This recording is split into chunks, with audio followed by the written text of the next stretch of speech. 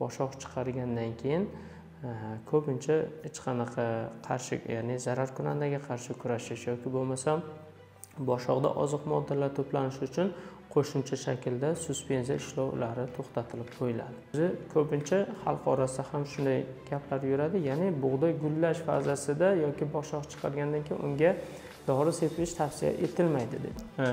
Oxirgi ishlov qarib sizni shu paytgacha qilgan ishingizni qarib 60-70% bajaradi.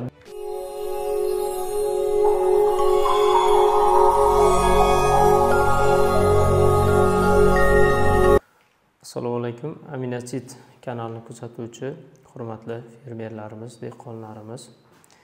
2025-yilgi g'alla o'rimida aynan biz bitta tajriba o'tkazdik. Bu tajriba o'zini natijalarini oqladi, ko'rsatdi va natija ancha yuqori bo'ldi.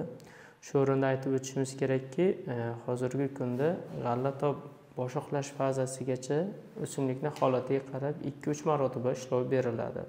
Va ko'pincha g'alla yetishtiruvchi dehqonlarimizda shu holat kuzatiladiki, ya'ni boshoq chiqargandan keyin ko'pincha hech qanaqa qarshi, ya'ni zararkunandaga qarshi kurashish yoki bo'lmasam boshoqda oziq moddalar to'planishi uchun qo'shimcha shaklda suspenziya ishlovlari to'xtatilib qo'yiladi.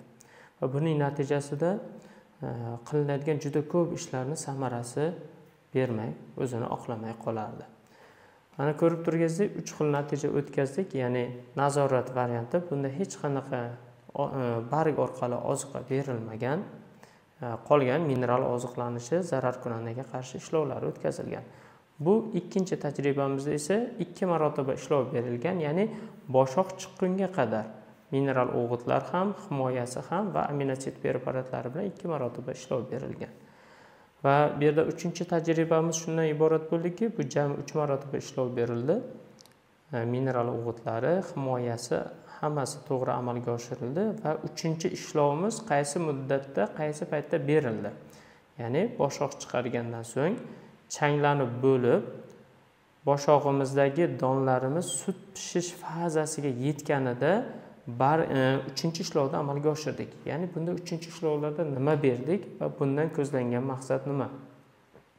3-ishlovimizda o'simlikning holatiga qarab gektariga 1-2 litrdan kalsiy, 2 litr aminosid universal va 100 gramdan aminosid monobraz preparatlarni berdik. Ana endi bu yerda biz bergan aminosid organik kalsiyning vazifasi nima edi? O'zi ko'pincha xalq orasida ham shunday gaplar yuradi, ya'ni bug'doy gullash fazasida yoki boshoq chiqargandan keyin unga dori sepish tavsiya etilmaydi deb. Bu nisbiy tushuncha, ya'ni gullash fazasida, aynan gullash, changlanish fazasiga kelganda holat qanday bo'lgandagina aynan bug'doy dalalariga turli xil texnikalarni yoki oziqalarni kiritish mumkin bo'lmaydi. Ya'ni bu holatda dalaning namligi o'rtacha 60-70% ni tashkil qilganda, o'simlik turli xil zararkunanda va kasalliklardan xoli bo'lganda va shu bilan birgalikda aynan changlanish jarayoni yaxshi o'tish uchun mineral va boshqa oziq moddalar me'yorida berilganda u holatda kirilmasa bo'ladi. Lekin hozirgi kunda aynan g'alla maydonlari umuman ko'p maydonlarda ekilganligi uchun boshoq, ya'ni boshoqning shakllanish fazasi unga bir qancha zararkunandalar zarar beradi. Ya'ni bayroq barg orqali ko'proq kuzatishimiz mumkin. Shilimshiq qurt, ayrim holatlarda buni piyavitsa ham deb ataladi. Bayroq bargni, listni, barg et hujayralarini yeb qo'yib, unda hosil bo'ladigan oziq moddalarni to'planishi va boshoqqa borishida salbiy ta'sir ko'rsatadi. Buning natijasida boshoqda to'planadigan oziq modda miqdori kamayadi. Bundan tashqari, boshoq shakllanish fazasida, ayni sut pishish fazasida turli xil zararkunandalar, ayniqsa shiralarning ko'payishi juda qulay bo'lib, ular don shakllanish fazasida markaziy o'qdan keladigan asosiy oziq moddalarni sanchib so'rishi oqibatida donlarimiz sust bo'ladi. Don tarkibida to'planadigan klokovina, oqsil, aminokislota va oziq moddalar miqdori kamayadi. Bu esa o'z-o'zidan dorining sifatsiz bo'lishi va oxirida og'irligi yengil kelishiga sabab bo'ladi. Bundan tashqari hozirgi kunda juda ko'pchilik e'tibor bermaydigan asosiy zarar kunandalardan biri bug'doy tripsi ham aynan juda katta zarar beradi. Bug'doy tripsini zarar berishi boshqa zarar kunandalarga nisbatan ma'lum bir oraliqni tashkil etadi. Ya'ni misol uchun olishimiz mumkin, shiralar aynan butun bir vegetatsiya davri davomida zarar berishi mumkin o'simlikni holatiga qarab. Bug'doy tripsi esa aynan boshoqning shakllanishi, ya'ni sut pishish fazasidan to xamir pishish fazasining tugashigacha bo'lgan oraliqda aynan donni o'ziga keladigan oziq moddani to'g'ridan to'g'ri donni ichki qismiga, bug'doy boshog'ining, ya'ni donni boshoq qismining ichki qismiga kirib olib, sanchib so'rishi natijasida jiddiy zarar beradi. Ko'pincha bu narsaga e'tibor berilmasligi oqibatida hosildorlikning eng past miqdori 5 sentnerdan juda ham ko'p tushib ketganda, haddan ziyod iqtisodiy zarar mezoni ortib ketganda zarar kunanda 10-15% sentnergacha zarar berishi kuzatiladi. Va shu bilan birgalikda yetishtiriladigan boshoqning sifati, uning nima deydi, undan tayyorlanadigan mahsulotlarning sifatliligi ham buzilib ketadi. Shuning uchun ham aynan biz boshoqni sut pishish fazasiga kelganda gektariga 2 litrdan aminotsid organik kalsiy, 2 litr aminotsid universal va 100 gram aminotsid monobraz preparatlari bilan ishlov berdik. Aynan bu ishlov berishda ham dala maydonidagi jami boshoqlarning qariyb 98-99% sut pishish fazasiga o'tganda bu dorilarimiz sepiladi va 1 kun 2 kun o'tkazilib, unga tagidan iloji boricha suv berilishi tavsiya etiladi. Va bu jarayonda donlarimiz juda ham sifatli to'liq to'lib, uning ko'rsatkichlari juda yuqori bo'ladi. Mana ko'rib turibsiz, 3 xil nimada farqi juda katta. Aynan bu boshog'imizda ikkinchi, ya'ni 2 marta ishlov berilgan boshoqda ko'rib turibsiz, zarar kunandalari zarari natijasida aynan gul o'rnida, ya'ni chang o'rnida shakllanib kelayotgan boshoqlar ham bu yerda o'z-o'zidan shakllanmay qolgan va mana bu zarar kunandalarning zarari to'g'ridan to'g'ri bitta boshog'imizda bir qancha donlarning shakllanmay qolishidagi o'rinlarni ko'rishingiz mumkin. Mana bu holat. Bu nazorat variantida mineral o'g'itlari berilgan, zarar kunandaga qarshi ishlovlar o'tkazilgan, lekin barg orqali hech qanaqa suspenziya berilmagan. Bu farqi. Va bu 3 ta ishlov berganimizda ko'rib turibsiz, donlarimiz har bir gul o'rni, chang o'rni yaxshi sifatli oziqlanib, boshoqlar, donlar to'liq shakllangan. Ana endi og'irligiga kelayotgan bo'lsak ham, albatta bu sinab ko'ramiz. Hozir mana 3 ta ishlov berganimizda qancha og'ir, 2 ta ishlov berganimizdagi donning og'irligi va nazorat variantidagi boshog'imizning og'irligini ko'rishingiz mumkin bo'ladi. Demak, birinchi o'rinda nazorat variantini hozir donlarni isitib ko'rib, tarozimizda o'lchab natijani ko'ramiz. Qani ketdik.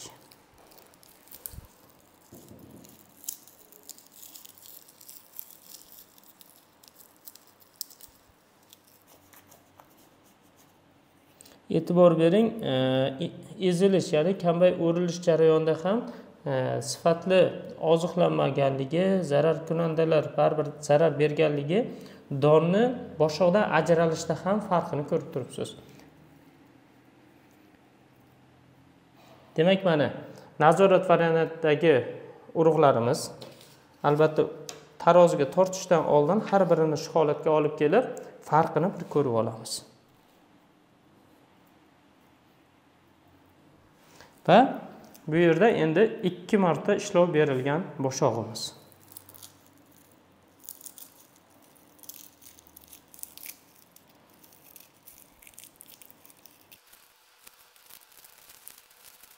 Boshoqdan ajralishini ko'rib turibsiz.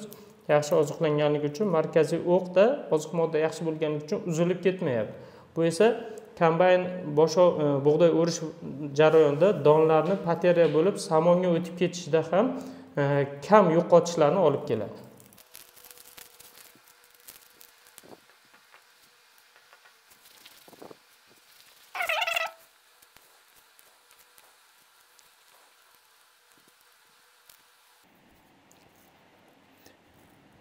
Mana 2 marotaba ishlov berilgan va oxirginchi ishlovi o'tkazilmagan, ya'ni boshoq sut pishish fazasidagi davra. Va nihoyat 3 ta ishlov berilgan boshog'imiz.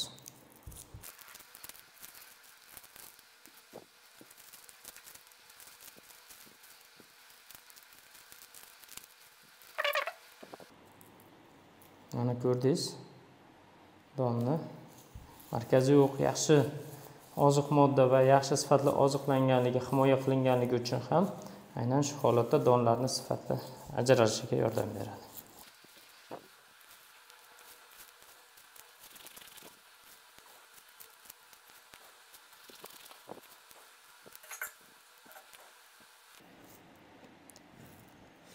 Mana 3-etapimizni ham ajratib oldik.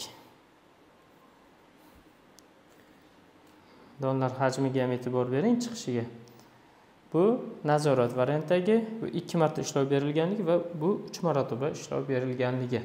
Nazorat variantidagini o'lchab ko'ramiz. Marhamat, ko'rishingiz mumkin og'irligi qancha chiqadi. Hech qanaqa barg orqali suspensiya qilinmagan. Bitta nazorat variantimizni ko'rib turibsiz, ya'ni bu yerda hech qanaqa barg orqali aminotsid preparatlari sepilmagan. Bunda 2 marotaba tuplanish va naychalash fazasida ishlov berilgan.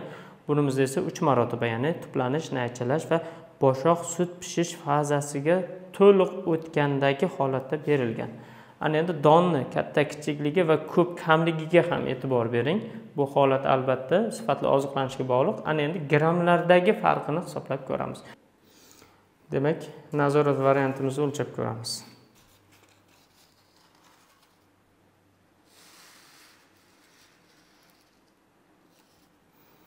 1,65 grammni tashkil etyapti. E'tibor bering, 1,65. Donlarni ko'rib turibsiz. To'liq to'lmagan. Mana don bor, lekin to'liq to'lmagan. Ya'ni oziq modda, klokovina va oqsil miqdori yetarli bo'lmagan. Bu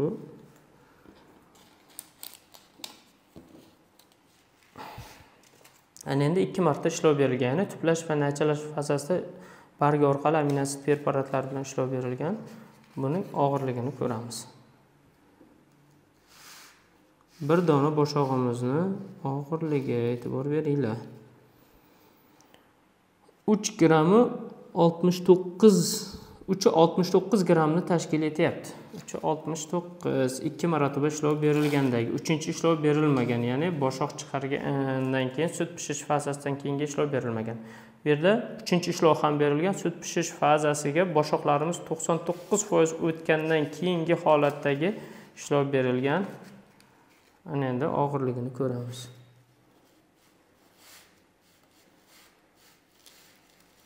Donlarim tushib ham ketdi.